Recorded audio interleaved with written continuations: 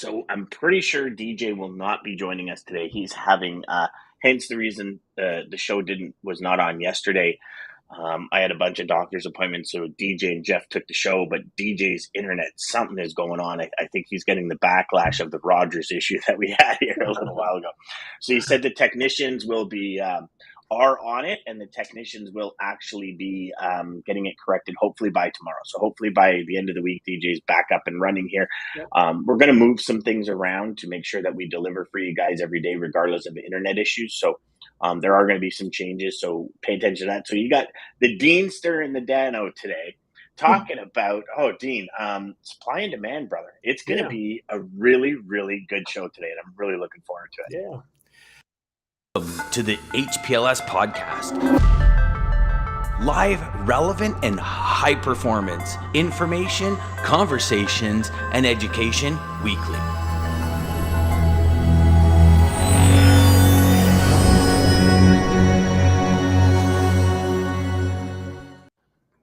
Well, DJ did join us this morning. From the car. We got from the car, from the cell phone, but we got some bad internet there too. Look at him go. Oh yes, bad. It's gonna bad. I'm sorry, y'all. Yep. Oh, okay, yeah. You know, DJ, right now, I got to tell you, it's actually pretty entertaining. You look like the old ninja movies I used to watch as a kid, where they go, "I can tell you, it's going to be really awesome." And the voice comes on, and the voice, because none of your voices match. You're looking for the subtitles? I'm looking for the subtitles right now. Yeah. But good morning, Daman. Good morning, Jeff. Good morning, LinkedIn. So we got a LinkedIn user this morning, and we're not sure who that is, but we will figure that out. So, Dean, interesting what's happening in the market. And so here's my question: is before we unleash this to everyone, did you see this happening, or did you think it was going to happen a little sooner? I didn't think it'd happen as fast, to be honest, because the rapid increase in diesel prices really accelerated things. So especially on the spot market. So that really was one of those wild cards that none of us saw coming, and that really sent the spot market into a tailspin. Not so much because there was basic fundamentals in the spot market had changed substantially. It was that the overarching volume of freight moving on contract freight had been, the underlying base price had been going up so much. But then as soon as the fuel surcharge went to like 74 cents per mile, which was like a double what it was a year ago, shippers started to say, hold on a minute, we're getting the full brunt of this fuel surcharge. How do we curb our procurement costs? And back in March, when that started, what we started to see was a consolidation of all those urgent LTL part loads that were going in the spot market last year. That started to consolidate those trailer loads, and volume started to decrease in the spot market almost simultaneously, maybe as a result of. So as soon as you saw that, volumes dropped, spot market rates dropped down about 30%, about 30%, 29%, 29.5%, so call it 30% year to date. But what's more interesting, I think, is that for our first time this year, our models are starting to pick up some increases in rates in the next 30 days. So they're starting to pick up a little bit of this back to school, Labor Day, peak season shipping volumes that we expect. So if you look at our forecasts for our short term, you'll see that they're pretty flat since July 4, which is really good news. Anytime you can keep spot rates reasonably flat after July 4, that's a good sign, because normally they drop. Right? Normally they tail right off in Q3. At the moment, when you look at our charts, they're relatively flat since July 4, which again is something that we predicted on this show a little while ago, that we thought that rates would kind of bounce around without any material change. And that certainly is the case since July 4. But just this week, for the first time, a little bit of upward inflection. So some good news there for carriers in the spot market. The broader news on the contract rate front, Dan, is that for the first time, spot rates have gone negative in terms of their year-over-year comps. So contract rates are starting to decrease. That means that all those RFPs that you've all been out there negotiating on behalf of your carriers, shippers, brokers, those new rates that are negotiated are starting to come into the big TMS routing guides lower. because there's a lot of rebidding going on, as we've talked about on previous shows. So those rates are starting to show up in routing guides. So they're rebidding core lanes. I think the bigger thing that people kind of misunderstand, I think, is the cost of changing carriers. I know Jeff Dickinson talked about this a little while ago, and that is it's enormously costly to change carriers just because of a cheaper rate. It has to be a substantial change. So the data we're seeing is that shippers are holding by and large with their core carriers. Maybe there's some rebidding and some adjustment in rates, but the rate decreases we're seeing are in the 8 to 12% range down. That's sort of the range that we're seeing at the moment in terms of how contract rates are comparing year over year, about 8 to 12% down. That'll continue, I think, for a little while, but I just don't see the doom and gloom and the pessimism that people are talking about. So that's sort of on the rate side. When you look at all the demand indicators, Dan, and of course, this could all change, right? We don't know how hard inflation is going to hit and whether this is going to sort of force us into another demand cycle. But right now, our demand signals are very strong. When you look at industrial production, even the American consumer is doing really well in terms of buying power. Confidence is not good. I mean, if you look at all the consumer sentiment indexes, they point to doom and gloom. But the basic underlying volumes that we report in truckload, whether it be, if you look at the ATA truckload tonnage index, up substantially. It was up 8% year over year, maybe not quite 8%. Let me get that right. It was, I'll get the exact number. It was 7.9%. So I was off by a point.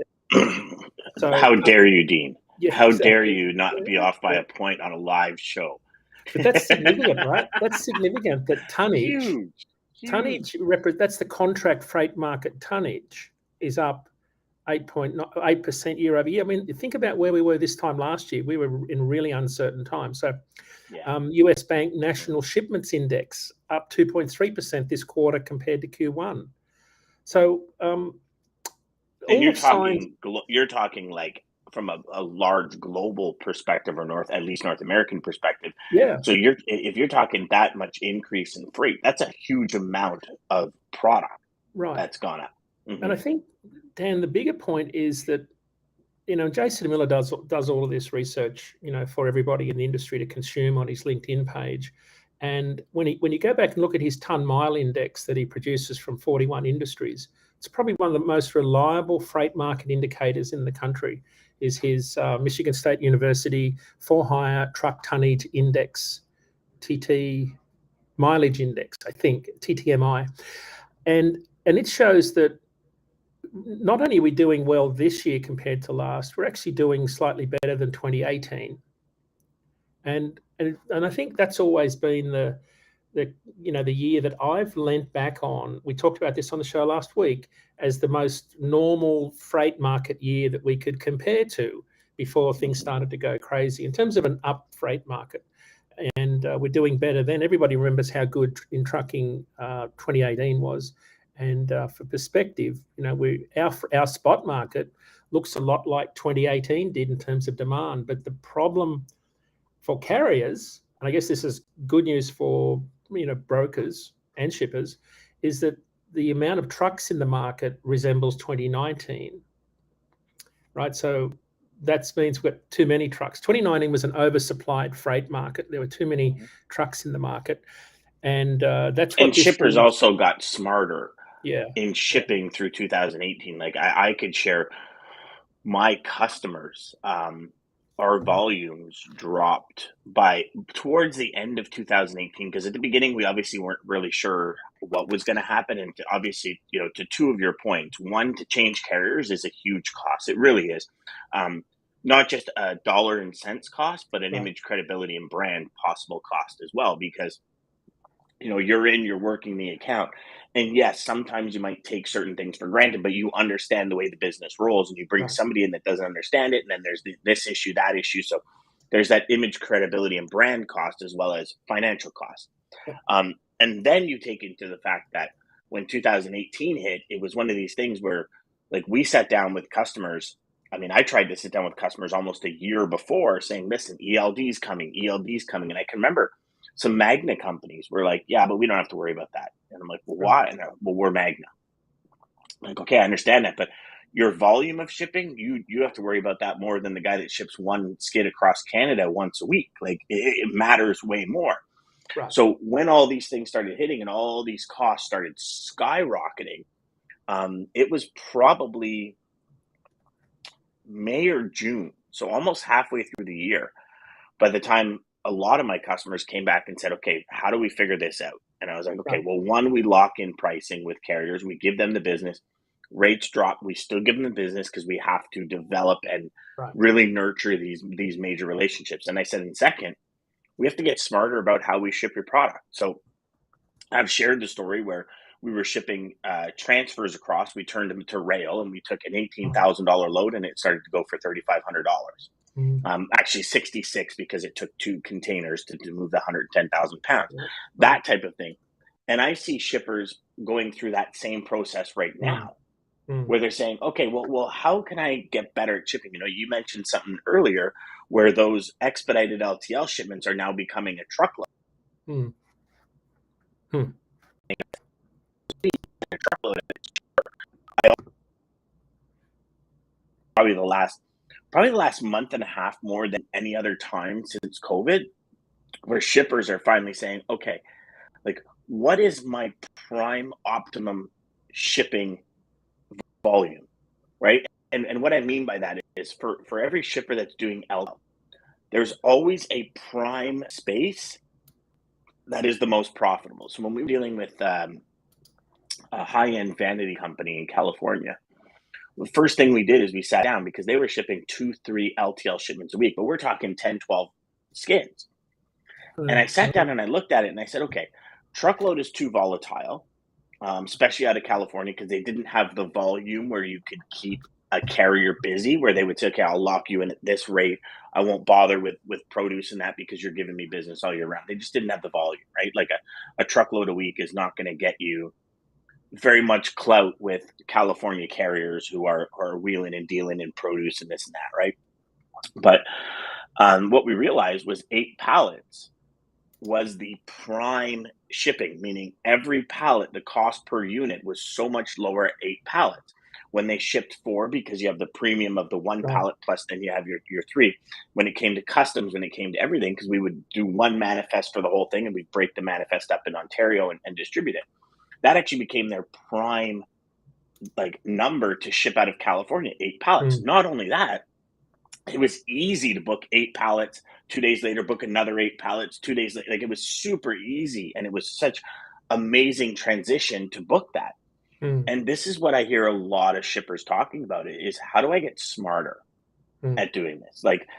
How do we do this? How do we make it so it's less headaches? And I mean, gosh, you think it's probably something that should have been discussed years ago. But again, right? I remember when COVID first hit me, I was like, this will be done in 6 weeks. I literally, we had a conference coming up, the High Performance Summit, the High Performance Logistics Sales Summit was literally scheduled 3 weeks after they declared a pandemic. Right. So we had people flying in from New Zealand, from the US, from Western Canada. I had all these speakers lined up. There was 300 and something seats sold.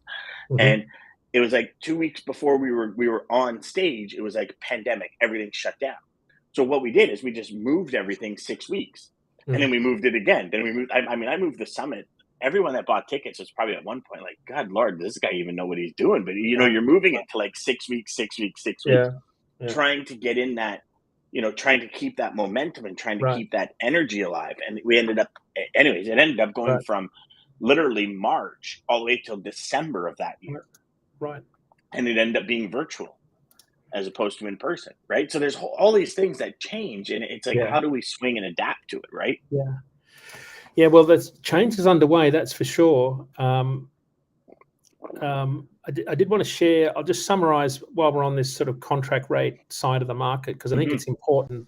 And I do want to share a data point from Jason Miller about business applications, which are new business, new companies coming in, applying for new businesses and getting their EIN numbers. He's got some fascinating data out, but some of the data we've got from our shippers, if we could just talk about general trends with shippers, these are obviously the folks that you're negotiating capacity with.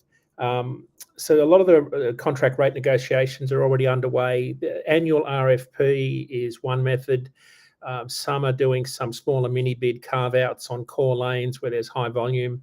Remember, in our business, our contract freight market represents about 40 billion in freight spend.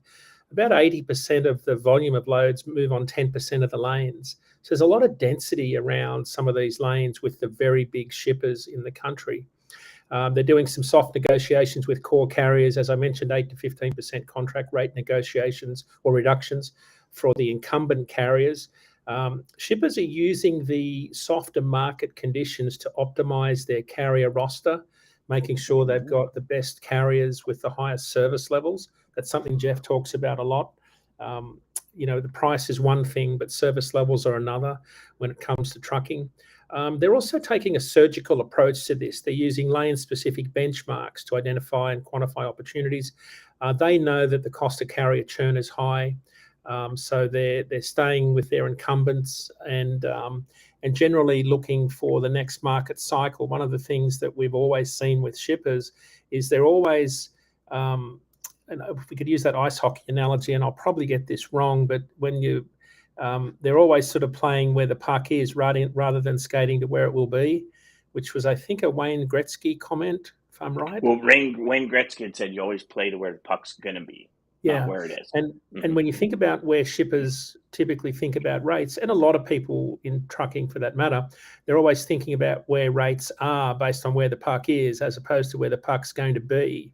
So if you've got to be pricing yourself for the next market cycle, and because annual RFPs are going to extend well into next year, which is probably going to span the bottom of the freight cycle that we're in now, and then the next upturn.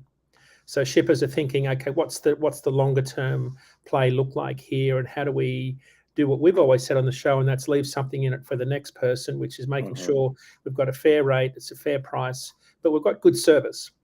Getting good service levels is very important because everybody's making money, so they don't go out of business halfway through the negotiation or the right. finalization. Yeah. And then when you look at the other side of the coin, which is the carriers, if you've seen the earnings calls in the last week, simply amazing.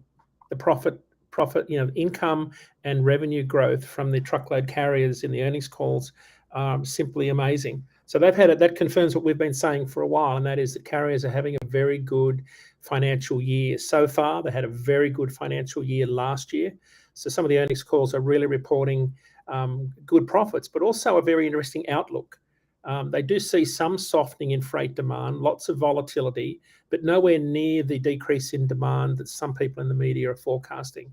So now, of course, we could all be proved wrong by something unforeseen that happens. We don't know where this is going, but as we sit here at the start of Q3, demand looks really good for truckload carriers, and I think that's meted by the fact that there is some constraint on capacity. It's still, they're still not getting all the trucks out of factories that they would normally get for their trade cycles. So that's helping somewhat. But there is still considerable growth in the trucking industry, and that leads me to Jason Miller's piece. And there's some fantastic numbers that come out of this. And I'll just quote you. So these are the EIN number requests. These are business application requests through the Census Bureau's Business Information Statistics Program. And of course, they've been declining over the last few months, which you'd expect in truck transportation establishments. So for context, applications in June 2022, so last month, applications for EIN numbers were 32% above the 2017 to 19 trend line. So within that trend line, there was, in 2018, of course, the EIN number applications exceeded the trend line because a lot of people joined the industry in 2018, whereas in 2019, the number of new entrants was below the trend line. So that kind of speaks to the veracity of the data. So June just gone was 32% above the 2017 to 19 trend line. Now, truck transportation establishments represent about 55% of all establishments at the moment. Back in 19, it was 53%. So I think that just says to me that if the number of people joining the business is still, they're still expanding. So payrolls are still expanding. In June, I think it was up something like 20,000 new applications in June was the number. So it tells me that we're not seeing, and even on DAT's business, we're still seeing people join the business. We're still seeing new carriers requesting authorities. Now, there are carriers leaving the industry too. So when they leave DAT's network, they leave for a number of reasons. They stop hauling freight, park their trucks, sell their trucks. Some unfortunately do go out of business, which is a tragic outcome. And then some others just park their trailers and go and lease on to another larger carrier. So we are seeing some movement in that. But what's surprising me is we're also seeing new people enter the industry. So I think there's still some positivity, even though there's lots of doom and gloom in the market. We're actually seeing a pretty good outlook for the second half of the year. So at the moment, Dan froze.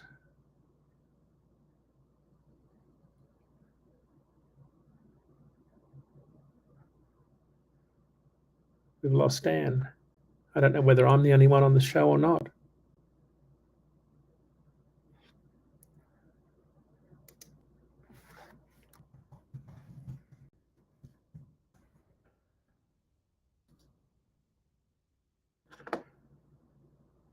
Oh, Dan's gone. This is awkward. It's probably just me on the show. Anyway, I'll keep talking as if I'm the only one here and Dan's going to come back in and join us shortly. We've got some serious issues in Canada by the look at it, in terms of, lots of owner-operators decided to open companies to try to take advantage of higher rates. Yeah, that was certainly the same thing we did. Yeah, thank you for the LinkedIn user telling me you can hear me.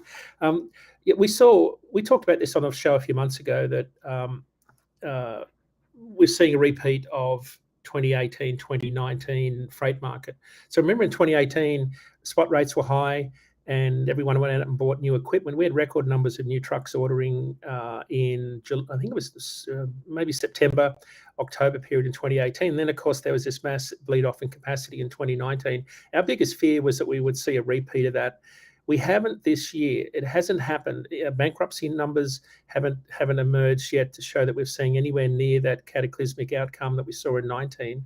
And I think the biggest thing that folks are missing in the market is carriers had such a profitable year last year. We talked about it on the show a few months ago, and we sort of predicted that we're not seeing the doom and gloom scenario because carriers are coming off their most profitable year in history. One of the leading financial analysts said that they're coming off one of their best years since deregulation, basically, sort of 3 decades ago, maybe more.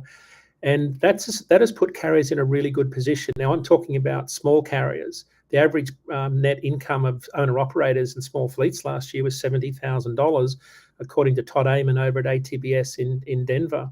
Now, he's an ex-large truckload carrier and one of the premier financial services guys in the country.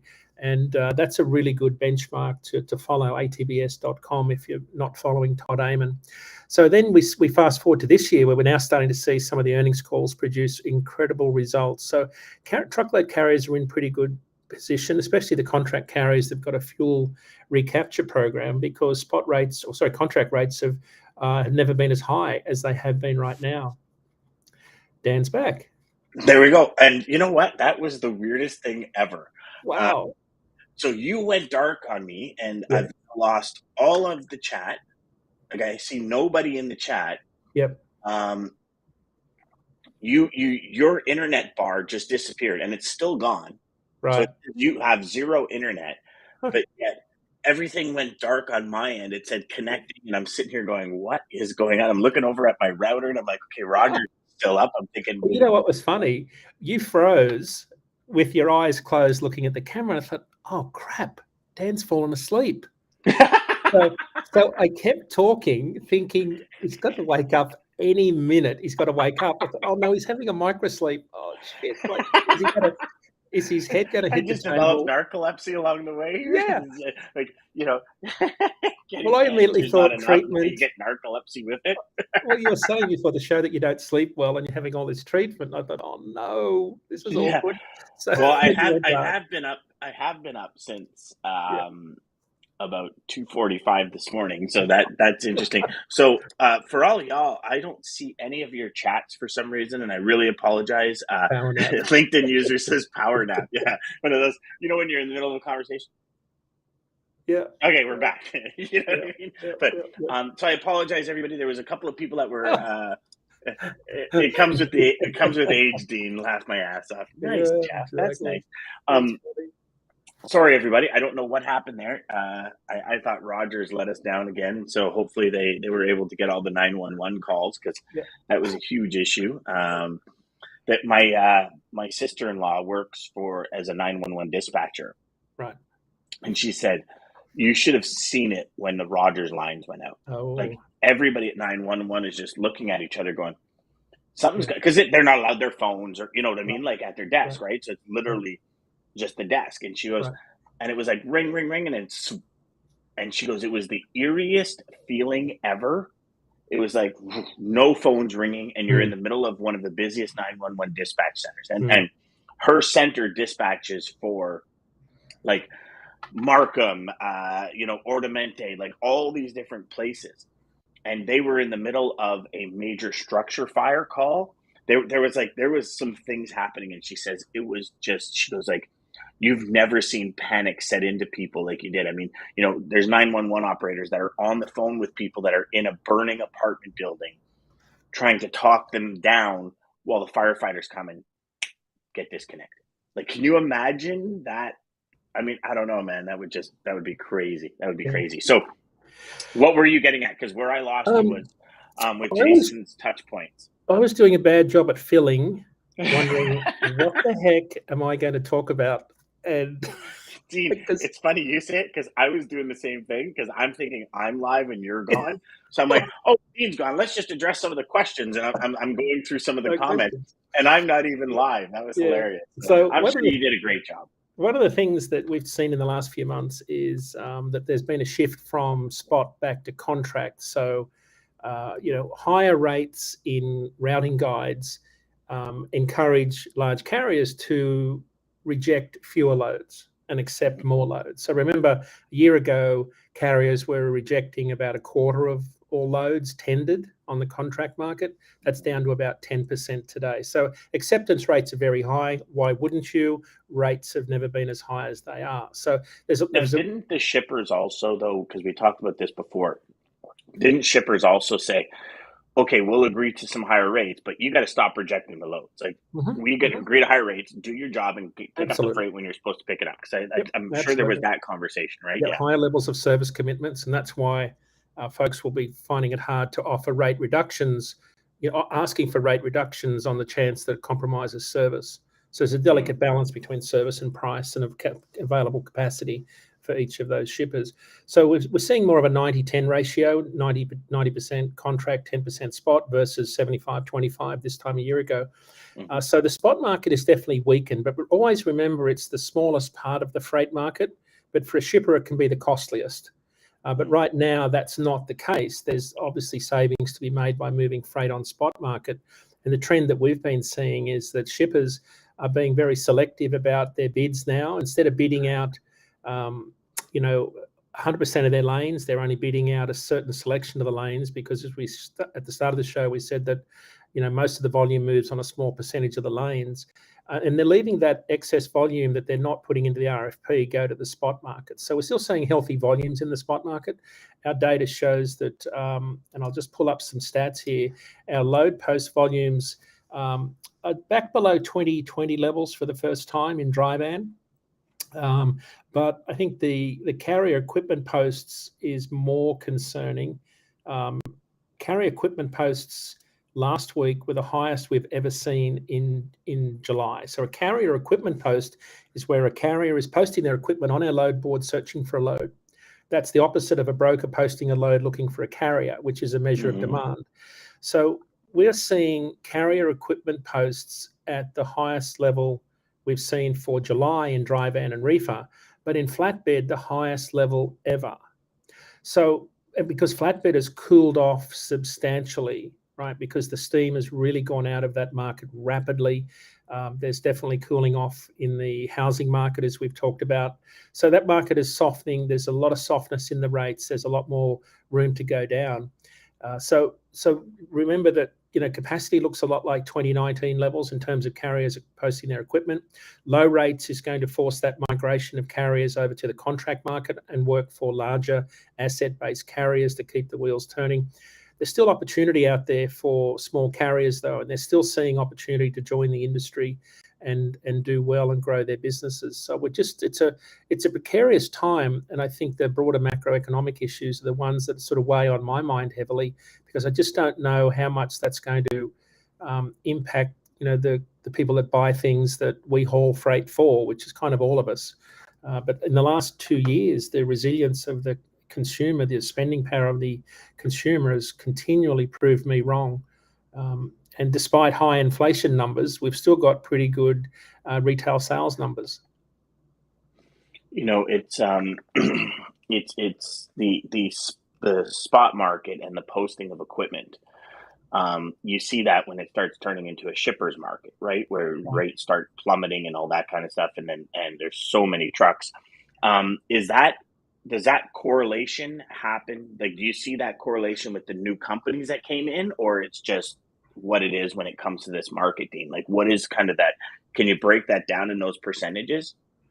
No, not really, Dan. It's kind of we look at load posts and we can't pass it out by tenure in the industry, if that's what you're getting at. Like, is it just all new carriers or old carriers? Because in our network, we've got a wide range of carriers that have been in the business for decades, own their own truck and trailer, right through to a new guy that's running power only loads with a used truck they've paid a lot of money for and have been in the business 3 months. So there's a wide range of carriers that we have in our network. We kind of look at it from a total market perspective. But and I just saw one of the comments in there with Jeff. The thing that we saw is that wide this one here, even though rates are have been trending down to flat and possibly heading up in the next 3 weeks, on some lanes there's the exact opposite of rates going down. Spot rates are still going up on some lanes where there's a capacity imbalance or an outbound imbalance where it's produce related or something seasonal. So we're still seeing pretty good. I mean, for example, when I looked at all the produce haulers hauling literally just loads of fruit and vegetables out of Fresno, they're averaging $4.45 a mile all in, compared to the national average reefer rate of $3 a mile all in, including fuel. So, and that's because it's specialized equipment. A farmer that's harvested 40,000 pounds of strawberries over the course of a week is not going to put that on any carrier, especially the smaller growers. They are very particular about who they use. A lot of those growers have carriers that they use year in, year out, and those rates come with a premium because you've got to get it there on time. It's a particular service level you've got to be able to offer if you're in the reefer space. So that attracts a premium. So specific lanes for specific carriers are attracting a premium, and and I think we'll still see that across the market. There's always opportunities out there for carriers to do well on certain lanes, even though rates are generally trending down. Got it. So what is your what do you see happening over the next kind of 2.5, 3 months into October? And then what do you see kind of happening moving forward towards the end of the year? Yeah, we're in this. I think so. If you talk about rates, I think spot rates are going to remain flat. They'll probably go up. They could go up a little bit, but the forecast is saying they'll go up. I think they'll actually more likely stay flat between now and you get into Labor Day and you start to get into that time of the year when more freight starts to move in peak season. So once you start to get into that September, October timeframe, I think you'll start to see rates start to increase in dry van, not substantially. I mean, we're not talking about huge, licks of change. We're probably talking somewhere in the range of 5 to 8 cents per mile.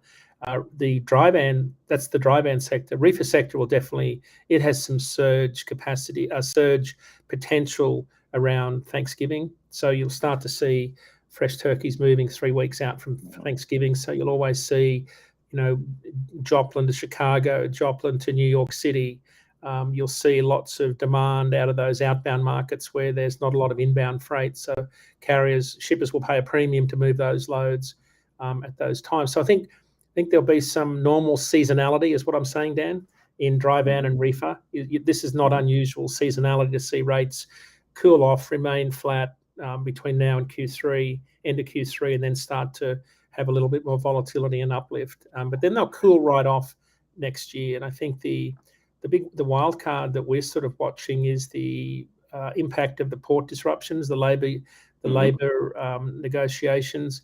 People keep talking about how improbable it is that there would be a rail strike.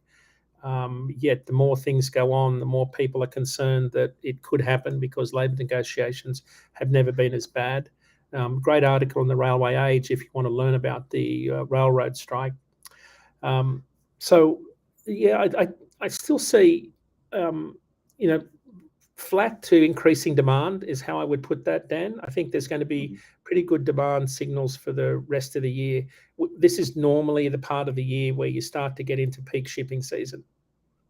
Right? Yeah, which has kind of been distinguished. It's been defused over the last couple of years because of supply and just get it in when you can. Yeah.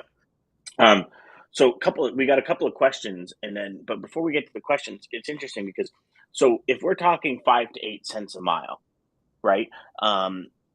Where we're at right now with that market, that spot market, we're still above where we were a year and 2 years ago, correct?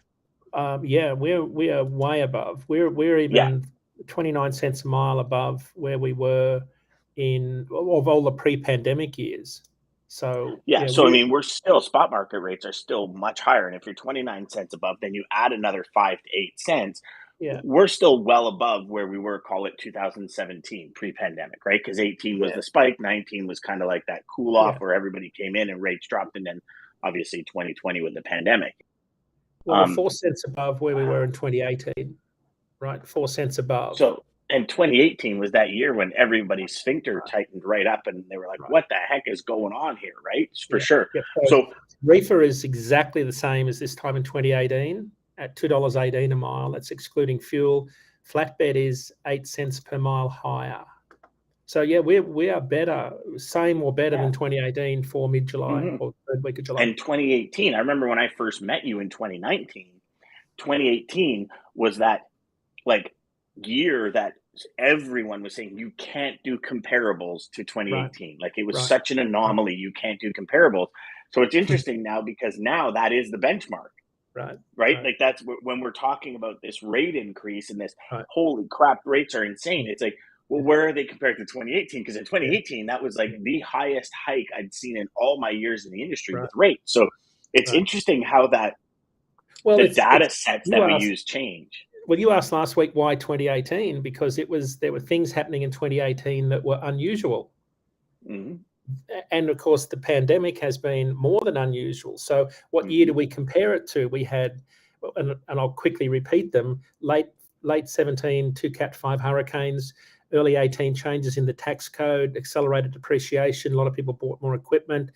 We had an oil price rally. We had a lot of economic stimulus in the industrial economy, things happening in the freight market that don't normally happen.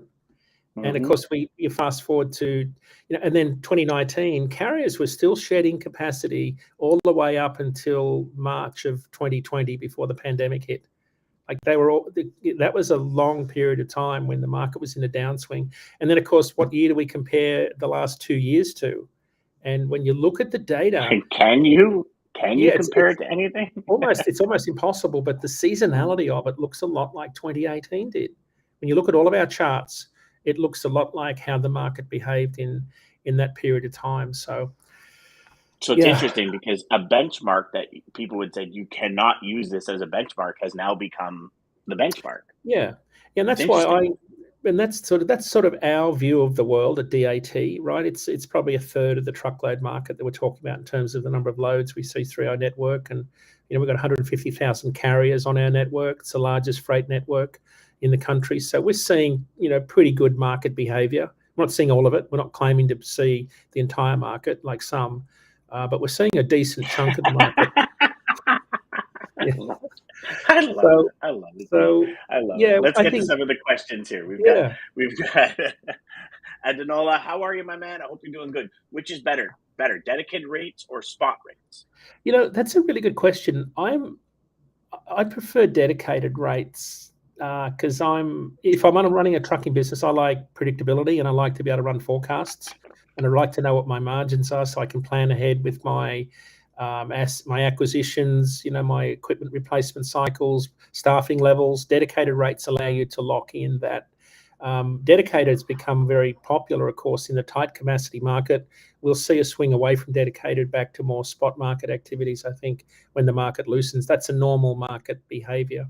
But you could also offer the counter argument and say that when spot rates are at record highs, spot market would be a better opportunity. But I think longer term dedicated rates where there's more certainty and predictability would be my preferred option.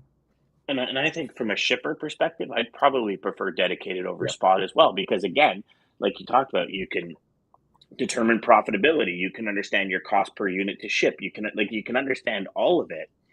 Um, and I do agree with shippers maybe taking some of those less than high volume lanes. I guess I don't even know if that's the proper way of saying it, but the lanes with really low volume and putting those to spot market as opposed to contract, because you're going to pay a higher contracted rates for those. But I would see from a corporation perspective, from a department perspective, if I could build a well-oiled machine to get my product to market for my customers, it's all going to be automated and dedicated. To me, it's the automate, delegate, delete theory, the ADD, and all the way in every single company and everything you do, automate, delegate, delete. And if you can automate your shipping, and I'm sure you ask 10 different shippers and they're going to say, yeah, if I had a network that was able to just like clockwork run, it would make their life so much easier, because now they can put out those fires that they typically can't put out unless they do it. So great answer. Great answer. Jeff says, Dean, do you think that more imports will hit the port of Houston, Savannah, New Jersey, New York over the next 3 months and see a dip in LA and Long Beach? I think the answer is yes. Current trends are pointing towards that being the case. A couple of things going on. Of course, you've got industrial action on a couple of fronts. Well, not industrial action. You've got the ILWU contract is still being negotiated between the port workers on the West Coast and the ports that run them. So we've still got the waterfront workers to have that agreement ratified. And then, of course, we've got the AB5 problems going on in California, where you've got a lot of carriers have been blockading the Oakland port for all of last week, I think it was.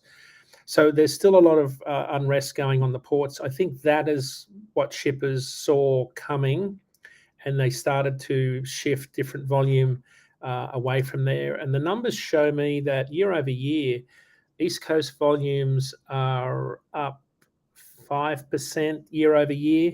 West Coast volumes were down 1% year over year. So there is still this ongoing shift from the West to the East Coast and the Gulf Coast. Gulf Coast volumes were up 3% year over year. Sorry, so I was reading month over month. Year over year numbers. So this is to amplify the shift from the West to the East Coast. East Coast year over year volumes are up 12%, Gulf Coast up 9%, West Coast up 5%. So we're seeing more volume compared to this time last year shift to the East Coast ports, but that's also causing this big backlog of vessels off Savannah that you're seeing because of the congestion that's been growing on some of the ports like Charleston. Ocean carriers have been changing their destinations and getting out of sequence into the ports to get things unloaded to avoid congestion, and in the process creating more congestion at other locations. So West Coast congestion has eased right off. It was down in the low teens last night from the last report. I counted on Monday 43 vessels off Savannah. These are cargo container ships, not tankers or anything else, just cargo ships. So 43 waiting to unload in Savannah. So I think the answer to Jeff's question is yes, we're seeing much more year over year volume. And yes, he's right. Savannah volumes up 24% year over year. Norfolk up 20% year over year. Charleston up 2%. Vancouver down 14. So yeah, we're seeing a shift in that volume. I think that'll continue as the labour unrest continues, because shippers are now in the phase where there can't be any doubt that they won't get their imports in for the upcoming back to school holiday season. Like we're already almost at the start of August. So there's no time left. So I think that answers, I think it's already happened, the shift. Daman says, keep in mind, I believe both 2018 as well as recently, the driver wages have increased, plus equipment pricing skyrocketed as well. Oh, yeah, I mean, and huge. I mean, 2018 was the big year where a lot of people I know that own trucking companies actually went from per mile to salary for drivers. Salary plus bonus, which actually created a pretty big uptick in their overall cost of operation. So some of them were at like 88% and shot up to 96% operating ratio, right? And just because of that driver wages, and you're right, Damon, to replace your equipment was costing you an arm and a leg over the last little bit compared to what it used to cost, right?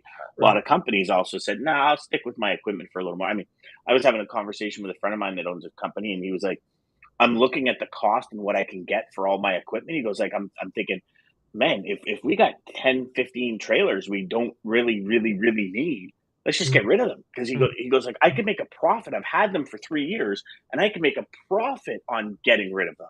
And it's, so then that conversation starts hitting, right? Do we sell the excess 20 trailers that we don't necessarily need? And then it's like anything else, right? You ever cleaned out your office or your garage, and all of a sudden the day after you cleaned it, you're like, damn, that piece of wrought iron that I had, I could really use that right now. I could have welded that to that and made that. And for me, anyways, it's every time I get rid of something, I find I need it like 3 days later, right? And you can't take those wage increases back. So a lot of those are embedded in the current operating costs. Absolutely. Yeah, we got a lot of people here. This is crazy. So awesome, everybody. Keep it coming. Dedicated for sure. As a carrier, I would assume there's still great money in transactional freight. As a shipper, as Dan said, dedicated for sure. That's Scott. Samantha, how are you? She says shippers need to be wary of low rates brokers are offering in an RFP for contractual award. They plan to cover the business at a true spot rate, 200 annual loads with 200 different carriers. If the spot rate changes, it's not sustainable, 100%. Damon says, I've noticed that shippers are moving towards asset carriers to reduce their volatility and to secure direct capacity. They are. There was, and actually it's funny because Samantha's coming back pretty much to say exactly what I was going to say, that massive shift in 2021, brokers are becoming too attractive that I'm seeing large shippers start to balance more in brokers again.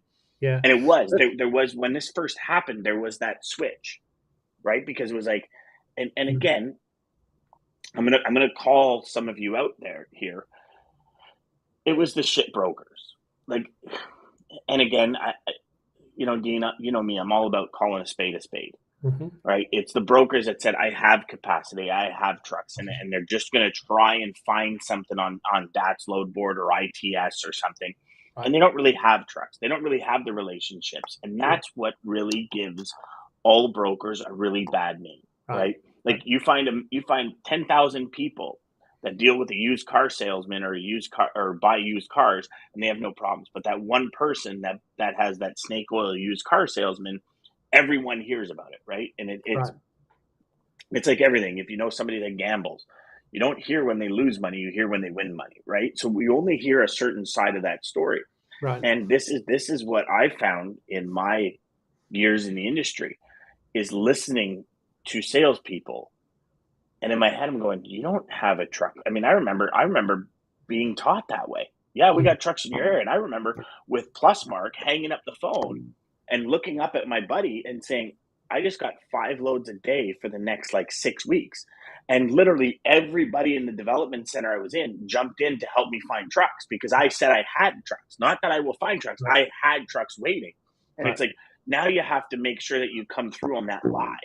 But that's what, when you can't, especially in today's market, very difficult to come through on that.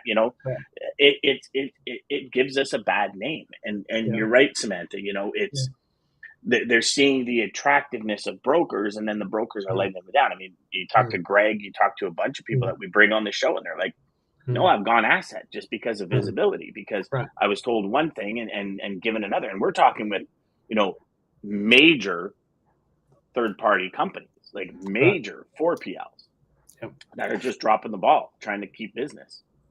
Well, Dan, Yeah, I see this. This is sort of a delicate balance that people play between the contract and spot market, and people looking to, Daman makes a good point that, shippers naturally tend to gravitate back towards asset carriers to, make sure you maintain that service. A lot of people have been playing the spot market and doing what you're talking about, sort of thinking that I can get a truck at any price because there's a level of desperation out there. Diesel's down 51.5 cents in the last 4 weeks.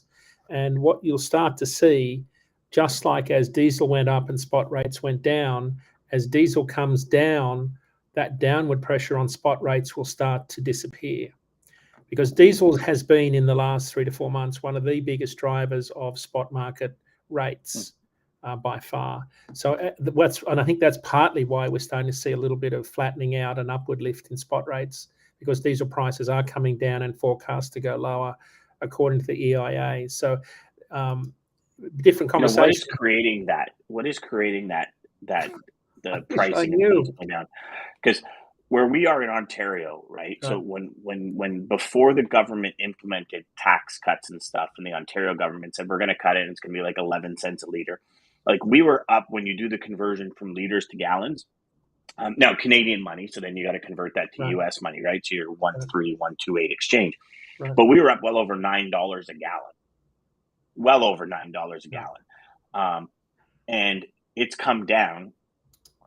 And I know we've had this conversation before, but it's funny because I'm driving yesterday on the way back from the hospital, and I see a 163.7, and I'm like, oh my gosh, gas is so cheap. Well, it was like 120 like 6 months ago. You know what I mean? So, but when it's 220, 163 seems really cheap, right? Right. But they said it's for 6 months. Right. Like, we're going to do this for 6 months, and then we're going to see where it goes. And I've never understood this. One gas station is 163, or one gas station is 330 a gallon, and like literally 2 miles down the road, it's like 380 a gallon. Right. And it's never the same. And I mean, there's gas stations sometimes across the street that have 10 cents, 20 cents difference per gallon. Right. Right. So what are you seeing in the U.S. as that factor that's driving fuel down? Do we know? I have no clue. I'll be honest. I have no idea. This has been one of the more difficult things to try and figure out. Obviously, it's supply, right? There's a supply issue overall. I think the world is trying to figure out how do we find, I think it's 6 million barrels a day that Russia produces, that how do we find a backup for that? The Middle East companies, OPEC companies, are increasing, capacity, but that can't come on quick enough. I just noticed last week we're drilling as many oil wells as we did in the peak during the previous administration. So the number of oil wells being drilled is coming up. That capacity will take a while to come online. But there has been a big disconnect between the price of West Texas Intermediate, like the crude oil, and the retail market. And the retail market was slow to go up, and it's slow to come back down, even though the national average this week was down at like 548, something thereabouts. The price at the retail outlets will take a while to come back down to reflect that at your local gas station. So, Dan, I haven't been able to find a decent answer to that, because every time I read about it, there's so many different things going on to explain the market. They seem to change every week. So I'm not even going to have it used to be pretty simple. The cost of a barrel went up over $100, then things started to happen. When it went down under $100, things stopped happening, and it was very linear. I always found over the years, when you look at fuel prices, everything was linear. Like, the cost of a barrel went up, then our price went up. And now it's like the cost of a barrel went up and then it dropped, but our price stayed here. Right. And it's like, it's kind of like wood. Yeah. Right. And I guess my question then starts to revolve around, if anyone knows, or if anyone has data on it, please share. It's like, okay, we understand wages have gone up. We understand everything's costing more. So maybe insurance is costing more. So maybe this is where the price stays high, even though the raw product comes down. Mm-hmm. Speaking with a buddy of mine at a major paint company, they put out in 2021, they put out 3 rate increases to their customers. Right. And I said, what is it for? And he says, Dan, even if we find the material, like, we're talking raw product, dyes, all this kind of stuff. He says it's costing us twice as much to get it to where we need to go. Not only that, our cost is almost twice as high from wages going up and all this kind of stuff. And he says, so like everywhere we go, there's a price increase in behind the scenes. And he says, and it's driving our price up. And he says, and after 2020, you know, our mission for 2020, or after 2021, our mission for 2022 was profit. We want to be profitable again. Right. And we're talking a multi-billion-dollar corporation, like, you know, double, triple digit billions kind of thing. So Daman touched on something a little bit a while ago there about, you know, knowing operating costs. And I did some analysis. You know, that spreadsheet I've been running of that mythical truck that runs 110,000 miles a year, and it's a true long haul owner operator truck. So, you know, last time line haul spot rates excluding fuel are identical year over year, but there's almost a $2 swing in diesel prices. So when you break it all down, if you take out fuel in terms of what it costs to run a truck, it's about $1.24 per mile on this truck. And I know there's no right answer with this because everyone's got different operating costs. But a year ago, fuel was 51 cents a mile. Today, it's 81 cents a mile. So my total operating costs a year ago were $1.76 per mile as an owner-operator. Today, it's $2.05. Now, the caveat here is that I'm paying myself a wage. So I'm running this truck as a proper business. I'm not cutting corners, paying all my bills. I've got all my permits, paying finance, and I'm paying myself $70,000 a year wage, right? And that's in the $2.05 a mile, because you can't say, oh, we'll take that out and we'll figure out what the rate is. No, that's not how it works. But what some carriers will do is they will reduce their drawings to lower their operating costs. And unfortunately, that's not good longer term, because what you're not doing is getting any return on the equity that's employed in your business at all. So that same truck was $1.76 a mile a year ago, $2.05 today. I mean, that's down almost 10 cents a mile since diesel has started to back off. So operating costs for carriers will improve as diesel comes down, but don't think that, you know, you could buy a truck for $1.50 a mile and think they're making money. They might be making money on that trip because they own their own truck. They don't have any repayments, but that's false economy because you're not getting any return on the equity that's in that vehicle, and that's a long-term plan to disaster. That's interesting. Daman says, if a broker would actually take the time to understand a carrier's cost, brokers would actually form great long-term service relationships with shippers and carriers. These brokers that try to underbid rates are the ones that ruin it for us all. 100%. Yeah. I'm pretty sure that's what you were just referencing there. 100%. Jeff says, as you know, Dad, I love to say no. I don't have the cheapest rates either. Do I? And you're not God, so you can't guarantee capacity. That's true. You can. Daman Grohl, Samantha says, Daman Grohl, it's common sense, isn't it? Too bad not everyone has it. You are 100% there. And, you know, Samantha, I'm going to go even further than common sense. I think it's along the lines of, if y'all have ever seen those people that get on the road and they just have no clue that anyone else is on the road. It's like, I'm the only person here, so I own the road. Or at least you get that feeling when they cut you off in traffic kind of thing. It's like, oh, I have to move over now, so you can just, you know, stay where you are and I'm going to go over. And I see, you know, the common sense piece of it. I actually see most companies not teaching their salespeople this, right? And when we come into this business, and I don't know about all of you, but would love to hear. When I came into this business, the sales trainer was sitting down with other sales reps. And you start to see a pattern where it was maximize profit per load, maximize profit per load, maximize profit per load. And there was no talk, at least when I started, ever, of dedication, partnerships, relationship. It was like, you know, Polaris Transportation, they're awesome at LTL. Just give them the freight, they'll do it. And they do a good job. Some people believe they do good. Some people hate them. But there was no relationship. It was all just done digitally, and you send an email and somebody from customer service sends you back. So it's very transactional.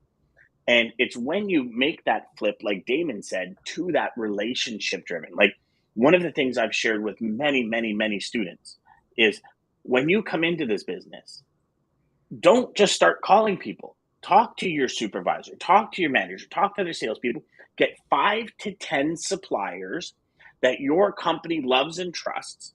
Sit down with them and sell for them. Only them.